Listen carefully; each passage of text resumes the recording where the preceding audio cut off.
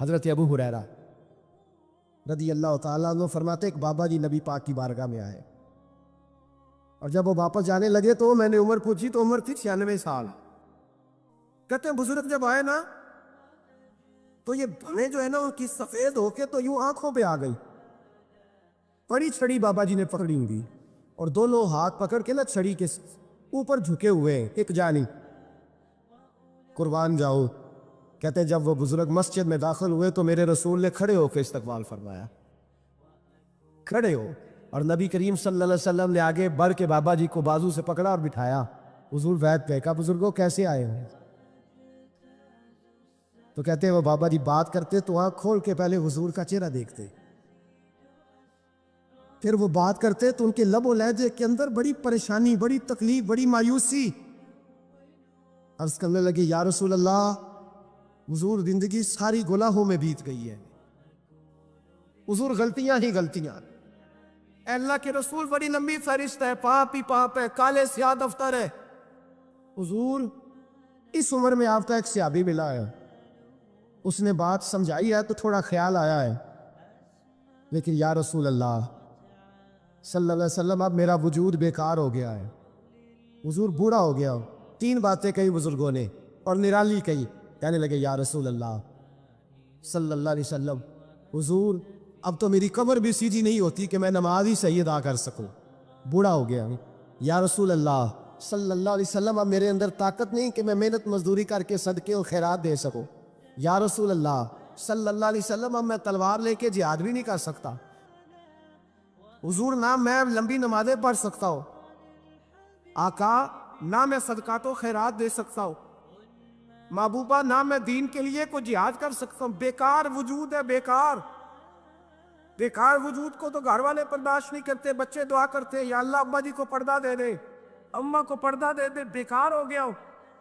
حضرت ابو ہریرہ فرماتے ہیں جیسے برسات میں بارش کی جھڑی لگتی ہے، یوں مصطفیٰ کی آنکھوں سے جھڑی لگ گئی، حضور کھل کے روئے، کھل کے۔ اور میرے حبیب پاک نے فرمایا بزرگوں بڑے مجاہد ہیں، دین کے لیے جہاد کرنے والے بڑے ہیں، رب کریم کو آپ کی تلوار کی اتنی حاجت نہیں، اور فرمایا اس کے خزانے کوئی خالی تو نہیں کہ آپ ہی گویا صدقہ دیں گے تو بھرے جائیں گے، اور فرمایا پھر رب کریم کی شان میں اضافہ نہیں کرتی عبادتیں، وہ تو بندے کو نفع دیتی ہے۔ وہ بزرگوں نہ آپ جہاد کریں، نہ آپ صدقات دیں، لا لمبی نمازیں پڑھے، آپ صدق دل سے آ جائیں، اللہ کے رسول کا وعدہ ہے رب آپ کو بغیر حساب کتاب جنت عطا فرما دے گا۔ آنا تو شرط ہے کہ نہیں بھی آئے تو صحیح، نہ پہنچے تو صحیح، یاد ہے اس کو نہیں عادت صدقات و خیرات کی، جہاد کی، تبلیغ، آئے تو صحیح نا، ان العبد اذا عرفا ثم تاب تاب اللہ علیہ۔ اور قرآن مجید نے کہا هل جزاء الاحسان الا الاحسان، کیا ہے بھلا نیکی کا بدلہ مگر نیکی، احسان کا بدلہ صرف احسان۔ ہم نہ احسان مندی نہیں کرتے، مزاج نہیں پیدا کرتے۔ اچھا کبھی احسان مانتے بھی ہیں تو کسی نے جو 1-2 احسان کر دیے ہیں نا اس کا مانتے، اور ہمارے جو قریبی ہیں جو اپنے ہیں جن کے احسان گنے نہیں جا سکتے، شمار نہیں کیے جا سکتے، ہم پر سب سے زیادہ احسان ہمارے رب کریم کا ہے۔ اس نے ہمیں پیدا کیا ہے، اس نے ہمیں زندگی دی ہے، وہ ہمیں رزق دیتا ہے، اس نے ہمیں شعور دیا ہے، اور پھر اس کے بعد ہمارے اوپر سب سے بڑھ کر احسان ہمارے رسول پاک کا ہے صلی اللہ علیہ وسلم۔ حضور کا تو وجود ہی پورا اللہ کا احسان ہے۔ لَقَدْ مَنَّ اللَّهُ عَلَى الْمُؤْمِنِينَ إِذْ بَعَثَ فِيهِمْ رَسُولًا، رب کہتا ہے میں نے تم پر احسان کیا ہے کہ میں نے تمہیں اپنا رسول عطا فرمایا۔ حضور کا سارا وجود ہی ہمارے اوپر احسان، لیکن آپ دیکھ لیں اس احسان مندی کا جو خاص جذبہ ہونا چاہیے تھا اور ہمارے وجود میں اس کے جو اثرات ہونے چاہیے تھے، اور ہماری طبیعت جس طرح جھکی ہوئی ہونی چاہیے تھی اس احسان پر، وہ ہمارا مزاج نہیں بنتا الا ماشاءاللہ۔ اور دنیاوی احسانوں میں سب سے بڑھ کر جو ہمارے اوپر احسان ہے وہ ہمارے والدین کا ہے، اور قرآن مجید میں اللہ کریم نے فرمایا میرا بھی شکر ادا کرو اور اپنے ماں باپ کا بھی شکر ادا کرو۔ ان کا بھی شکریہ ادا کر۔ وہ میں ایک دوست ناراض ہو گئے اپنے گھر سے، تو والد نے انہیں کہا ٹھیک ہے آپ الگ ہو جائیں، جو ان کا حصہ تھا وہ ان کو دے دیا۔ 4 بھائیوں میں سے ایک کو انہوں نے روانہ کر دیا۔ اب ظاہر ہے کچھ پریشان ہوئے، گھر چھوڑنا تھا تو ایک اور جگہ منتقل ہوئے، تو ان کے ایک دوست نے ان کی مدد کی اور ان کو انہوں نے کچھ دن اپنے ساتھ رکھا، پھر آہستہ آہستہ مواقع بن گئے اور جگہ ان کو مل گئی۔ تو وہ میرے ساتھ گفتگو کر رہے تھے، تو ہم جو سادہ لوگ ہوتے ہیں دیسی دیہاتی، وہ ہم نہ ایک بات ہی پکڑ لیتے ہیں ساری زندگی، اور تصویر کا دوسرا رخ دیکھنے کو تیار نہیں ہوتے۔ کہنے لگے جی یہ میرا محسن ہے، اس نے اتنے دن مجھے گھر رکھا،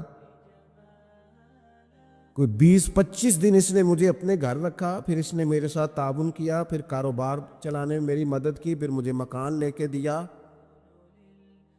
1-2 سال تک کس طرح اس نے مجھے سپورٹ کیا کہ میں ٹانگوں پہ کھڑا ہو گیا۔ اماں ابا نے تو مجھے نکال دیا تھا، اور ان کے وہ شکوے بھی بیان کرنے لگا، شکایتیں بھی کرنے لگا۔ تو میں نے اسے کہا کمال ہے نا، جس نے 20 دن گھر میں رکھا وہ محسن ہے، اور جس ماں نے 9 مہینے پیٹ میں رکھا اس کے بارے میں تیرا رویہ ہی بدل گیا ہے۔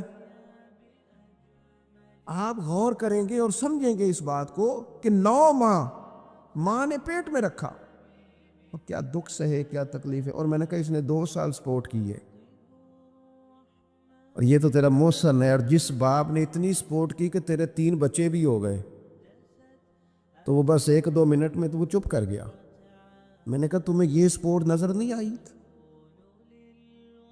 ہم جو پیر صاحب تک پہنچے، ہم جو استاد صاحب تک پہنچے، ہم جو دوستوں تک پہنچے، ہم جو رشتہ داروں تک پہنچے، ہم جو اولاد تک پہنچے، ہم جو سسرال تک پہنچے، ہم جہاں بھی پہنچے، اس پہنچنے میں پہلا کردار ہمارے ماں باپ کا ہے۔ یہ پہلی درسگاہ ہے۔ او بھائی تھوڑا سا نا اپنے ماں باپ کے لیے بازو بچھے ہوئے ہو، محبت ہوئی ہو۔ اور یار میرے رسول پاک کریم محبوب علیہ السلام، معصوم آمنہ صلی اللہ تعالی علیہ وسلم، نبی پاک علیہ السلام نے نہ فرمایا جس نے لوگوں کا شکریہ ادا نہیں نہ کیا اس نے اللہ کا بھی کوئی نہیں کیا۔ اگر تو کسی کا احسان مند ہی نہیں، اگر تو کسی کا مشکور ہی نہیں، تو اللہ کا کیا شکر ادا کرے۔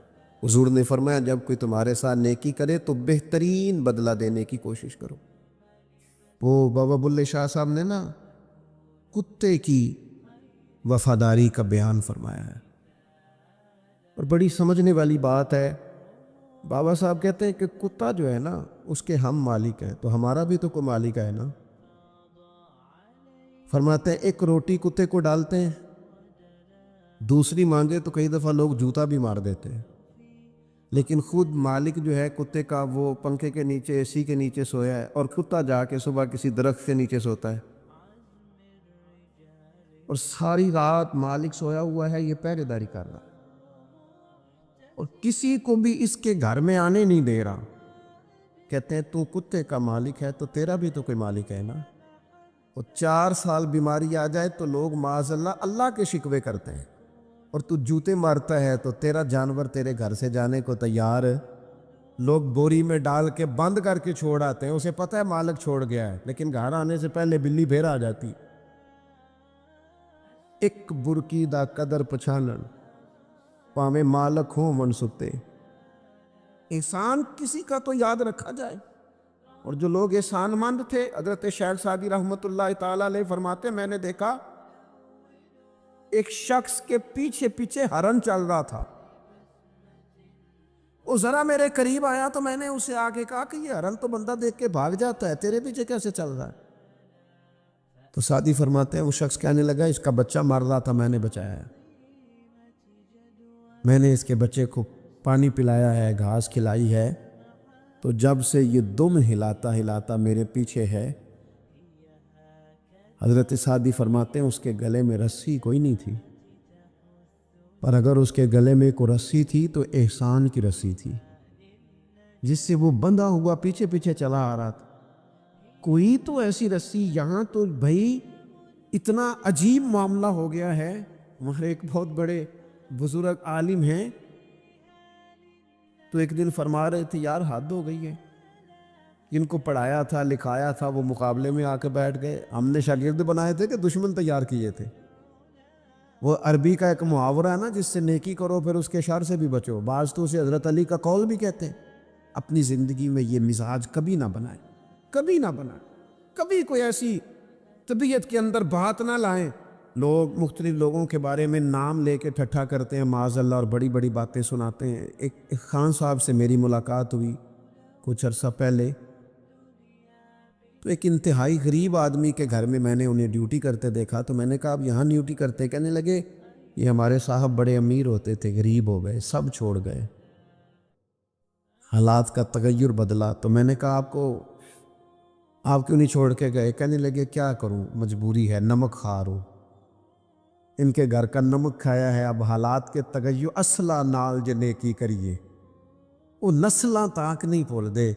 تو وہ میرے دوست کہنے لگے میں نے اسے 20 دفعہ کہا ہے کہ تو چلا جا. سب چلے گئے اور میرے پاس گنجائش بھی نہیں، لیکن یہ کہتا ہے یہیں روٹی کھائی ہے. جب راج کے ملتی تھی تب بھی کھاتے تھے، اب ایک ملتی آدھی آدھی کھائیں گے. رہنا یہیں پہ ہے. احسان مندی کا مزاج، اور بالخصوص اپنے قریبیوں کے بارے میں، اپنے اہل خاندان میں سے قریبیوں کے بارے میں احسان مندی کا مزاج بنائیں. اپنی طبیعت سے ناشکری، اپنی طبیعت سے رشتوں کو توڑنا، اپنے مزاج سے اپنے قریبیوں کے احسانات کو بھول جانا، اس سے باہر آئیں. اپنے اساتذہ کے لیے جذبات پیدا کریں. اعلیٰ حضرت رحمۃ اللہ علیہ فرماتے ہیں استاد بدرجے باپ کے ہے. اور اس استاد سے کون مراد ہے؟ شیخ مرشد بھی اسی میں داخل ہے، جس سے ہم تربیت لیتے ہیں، جس کی وجہ سے اللہ ہمیں کوئی خیر نصیب کرتا ہے، جس کی بات سے کچھ سیکھتے ہیں، وہ بھی اس میں داخل ہے. فرماتے ہیں ان کا حق ہے.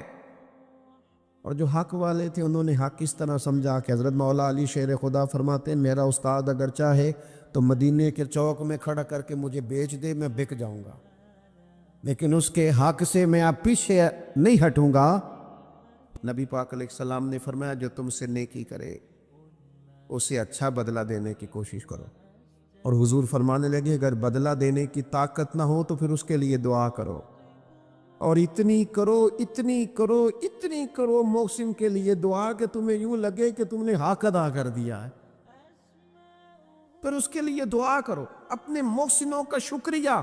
اور یارو میرے نبی پر کوئی احسان نہیں کر سکتا، لیکن میرے رسول پاک صلی اللہ علیہ وسلم سے جس نے تھوڑی سی بھی محبت کی نا، مدینے والے لینے گئے میرے نبی پاک کو ہجرت سے پہلے.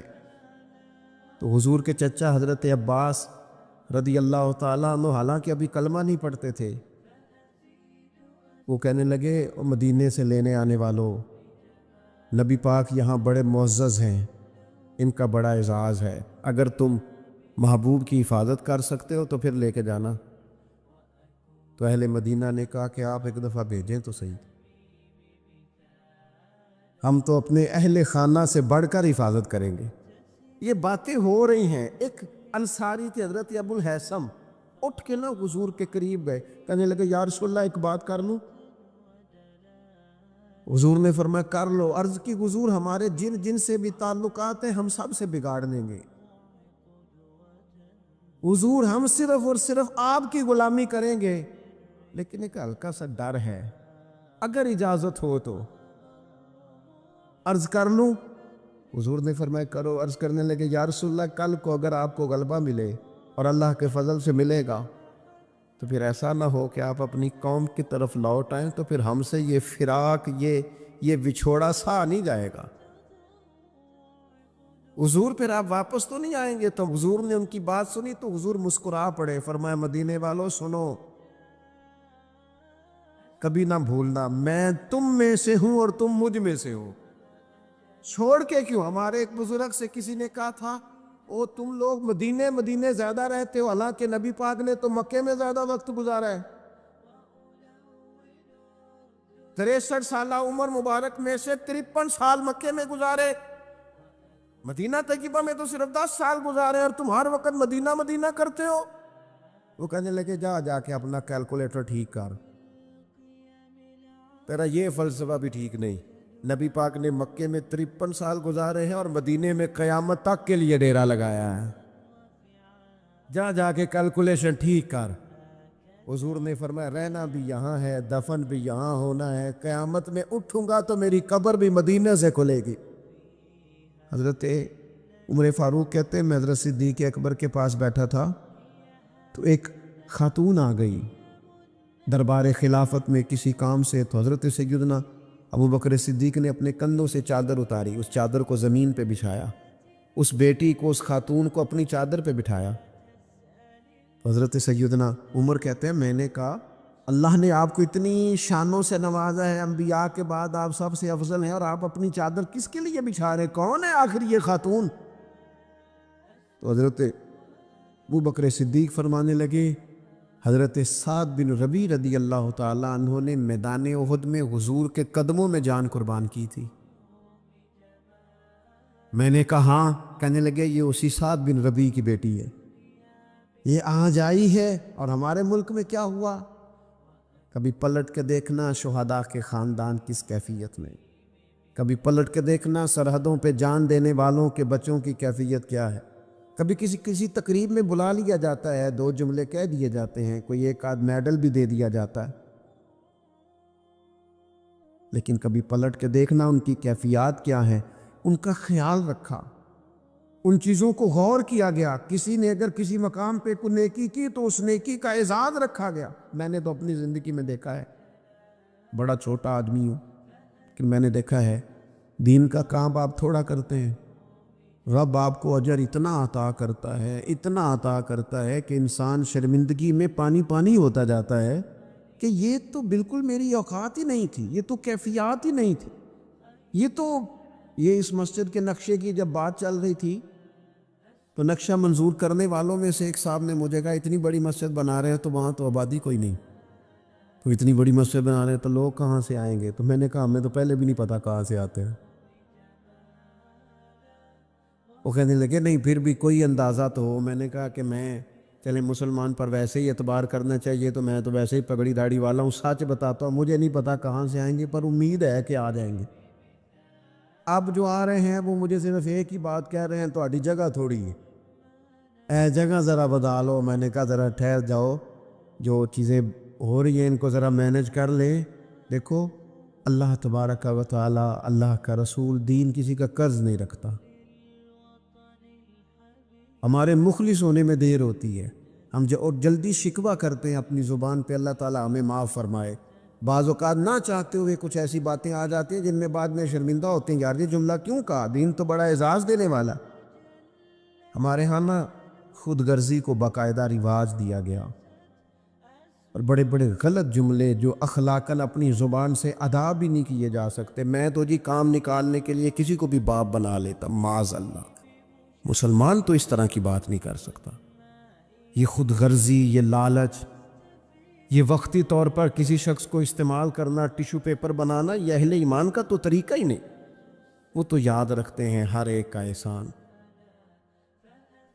وہ تو کسی نے محبت کی ہو تو اس کا خیال رکھتے ہیں، اپنے محسنوں کا شکریہ ادا کریں۔ آپ یقین کریں میں نے زندگی میں ایسے اساتذہ دیکھے جن کا مقصود تنخواہ لینا نہیں تھا، پڑھانا تھا، اور انہوں نے جیب سے خرچ دے کے بچوں کو پڑھایا، دل لگایا، جد و جہد کی۔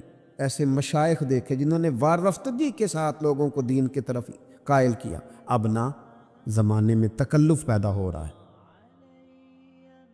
اب طبیعتیں احسان مند نہیں رہی۔ بچے اپنے ماں باپ سے جب یہ کہے کہ آپ نے ہمارے لیے کیا کیا ہے، اور جب شاگرد اٹھ کے اپنے استاد سے کہیں کہ اگر پڑھایا ہے تو فیس نہیں لی، مفت پڑھایا ہے۔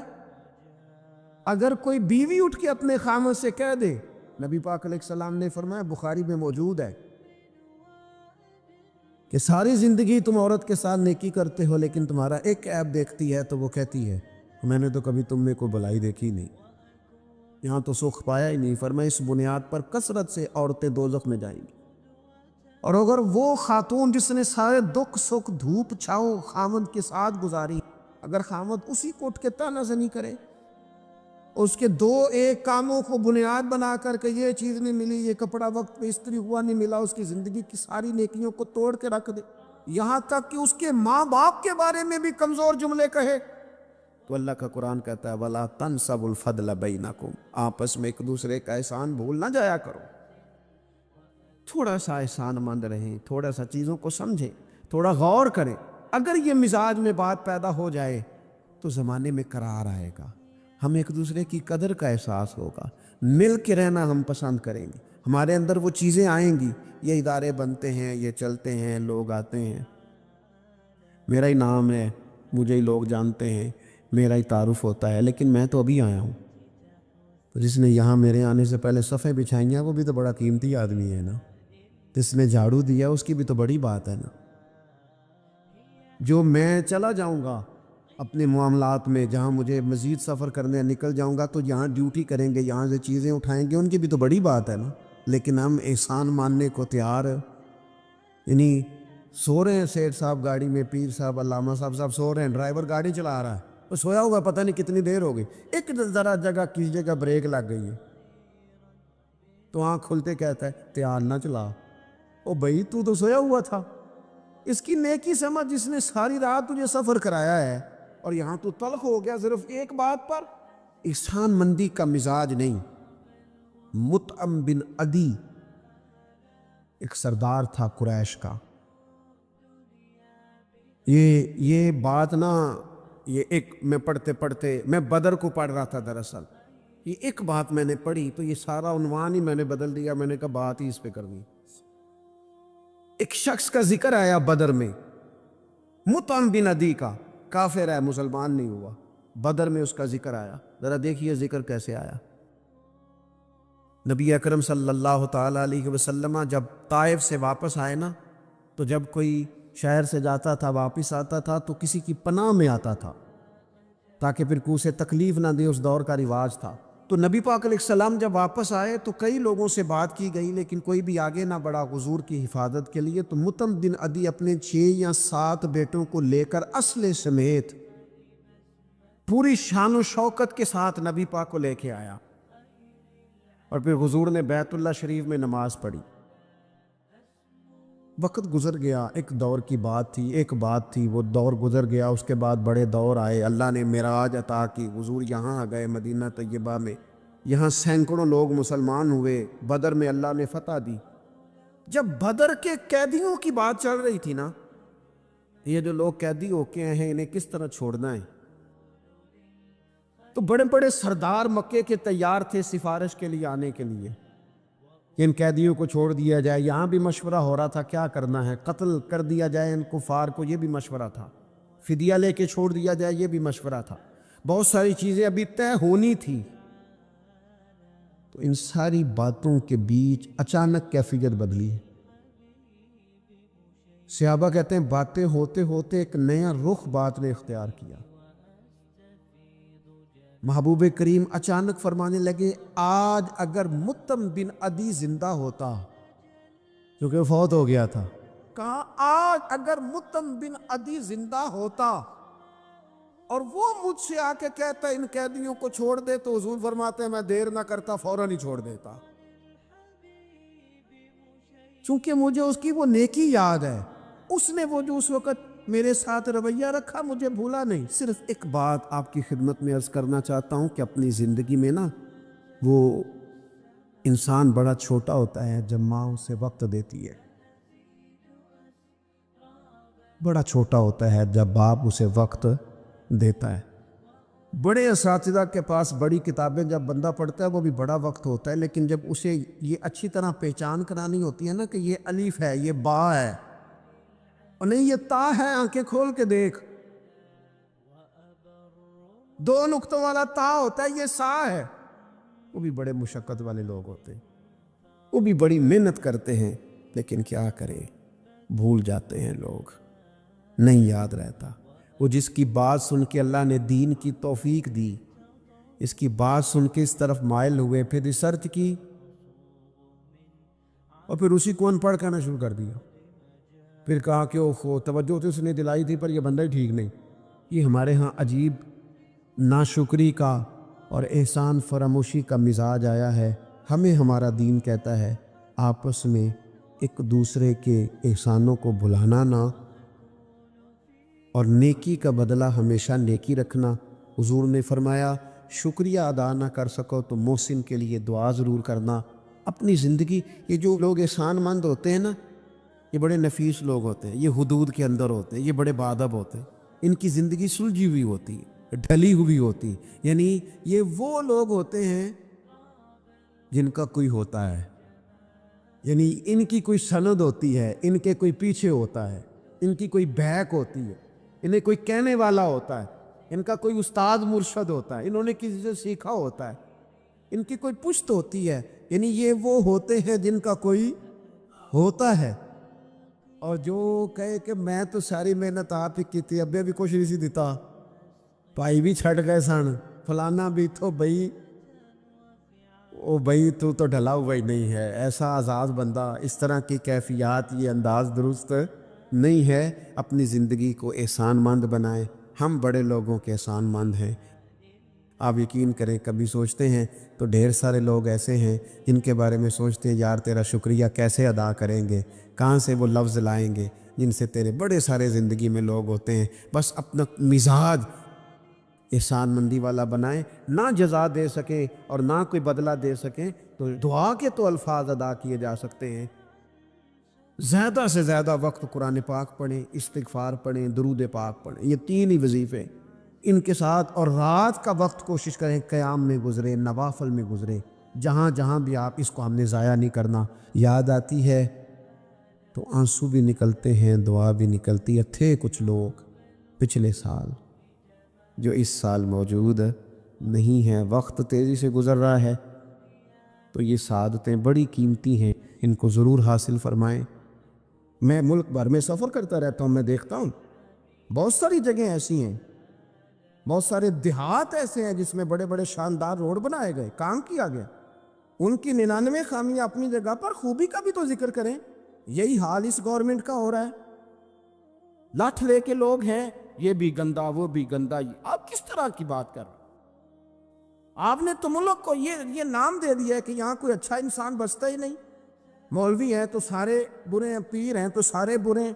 کیا بات کرتے ہیں صاحب؟ یہ میرے رسول اللہ کی قوم ہے، یہ نبی پاک کی امت ہے. اور حضور نے فرمایا میری امت کبھی گمراہی پر جمع نہیں ہوگی. یہ نہیں ہو سکتا سارے لوگ ہی غلط ہو جائیں. لیکن ہم نے تباہی اتار دی. جس کے ہاتھ میں سپیکر آتا ہے وہ سب کی پگڑیاں اچھالنا ضروری سمجھتا ہے. جس کے ہاتھ میں قلم آتا ہے وہ کہتا ہے چونکہ میں لکھ رہا ہوں تو میں اکیلا ٹھیک ہوں، باقی سارے غلط ہیں. محبت کو فروغ دیں، پیار کریں، اخوت کا رنگ دیکھیں. حاتم تائی کی بیٹی مجرم بن کے آئی تھی، مجرم بن کے کلمہ نہیں پڑھتی تھی، اور اس کو سامنے کھڑے کر کے میرے نبی پاک نے فرمایا تیرا باپ کلمہ نہیں پڑھتا تھا پر اس میں عادتیں اچھی پائی جاتی تھی، اس کی صفات ٹھیک تھیں. یعنی حضور تعریف کر رہے ہیں، نبی پاک تعریف، اور ہماری زبان گونگ ہو جاتی ہے تعریف کی دفعہ. ہم تو جو میری بات مان گیا وہ بندہ ٹھیک ہے، اور جس نے میری بات نہیں مانی وہ بندہ درست. یہ گھنگ ہو جاتا ہے ہمارا مزاج. اپنی زندگی میں اچھے الفاظ ادا کریں. اولیاء اللہ کے بارے میں، ان لوگوں کے بارے میں جو مسلمہ بزرگ ہیں، ہمارے امت کے مسلمہ بزرگ ہیں، ان کے بارے میں ہم ایسی کمزور باتیں کرتے ہیں جن کا سرے سے کوئی وجود نہیں، سرے سے کوئی داستان نہیں ان لوگوں کی. تو یاد رکھے میرے عزیز، میرے رسول کریم صلی اللہ تعالیٰ علیہ وآلہ وسلم نے جو ہمیں دین دیا وہ محبت والا دین ہے، وہ پیار والا دین ہے، وہ اخوت والا دین ہے. اس میں پیار کریں گے، پیار آگے لے کے جائیں گے، پیار کو فروغ دیں گے. سنیں حدیث میرے نبی پاک علیہ السلام نے فرمایا قیامت کے دن رب کریم فرمائے گا کہاں ہیں وہ لوگ. منادی اعلان کرے گا میدان محشر میں، کوئی آدمی اعلان کر وہ کہاں ہیں لوگ. اور تو کس کو ڈھونڈ رہا ہے؟ فرمایا مجھے رب نے بھیجا ہے کہ وہ بندے ڈھونڈ کے لاؤ جو دنیا میں میری رضا کے لیے ایک دوسرے سے محبت کیا کر. تو وہ بندے ڈھونڈ کے لاؤ. بندے ڈھونڈے جائیں گے. یا رسول اللہ رب ان کا کیا کرے گا؟ تو نبی کریم صلی اللہ علیہ وسلم فرمانے لگے رب فرمائے گا تم دنیا میں میری رضا کے لیے ایک دوسرے سے پیار کرتے تھے، آج میرے عرش کے سائے کے علاوہ سایہ کوئی نہیں، آج میں تمہیں اپنے عرش کے سائے میں جگہ عطا کروں گا. میری رضا کے لیے پیار کیا تم نے، میری رضا کے لیے محبت. خدا را تھوڑا تھوڑا لوگوں سے پیار شروع کریں. آپ یقین کریں وہ ਪੁਲਿਸ ਵਾਲੇ سے آپ کہنا کہ تو اپنا رویہ ٹھیک کر تو کہتا ہے ਤੁਹਾਨੂੰ پتہ نہیں بندے کس طرح دا ساڑھنا سلوک کرتے. وہ بھی مطمئن ہے, وہ کہتا ہے اگر میں گالی گلوچ کر رہا ہوں تو میں ٹھیک کر رہا ہوں. وہ کہتا ہے یہ لوگ لائے کیس ہیں. آپ دیکھ لیں, آپ سمجھ لیں چیزوں کو. میں نے ڈاکٹر صاحب سے کہا کہ تھوڑی سی آپ لوگوں میں شفقت کریں, غریب لوگ آتے ہیں تو کہتے ہیں مفت دوائی دیں تو یہ بیچ دیتے ہیں جا کے. ہر شخص نے ایک دوسرے کے خلاف کہانی بنا لی, نفرت کے لیے کوئی نہ کوئی پلان کر لیا. ہمیں باتیں مل گئیں, ہم نے داستان سرائی کر لی, ہم نے اپنے ذہن کو اکٹھا کر لیا. مجھے بتلاؤ نا یار, اگر رسول کریم صلی اللہ علیہ وسلم اور باقی انبیاء بھی قوموں کے بارے میں یہ سوچتے کہ یہ بڑے ظالم ہیں, یہ بڑے چور ہیں, یہ بڑے ڈکیت ہیں, یہ بڑے غاصب ہیں, یہ کافر ہیں, منافق ہیں, تو بھلا ہو سکتا تھا, لوگوں کا فائدہ ہو سکتا تھا.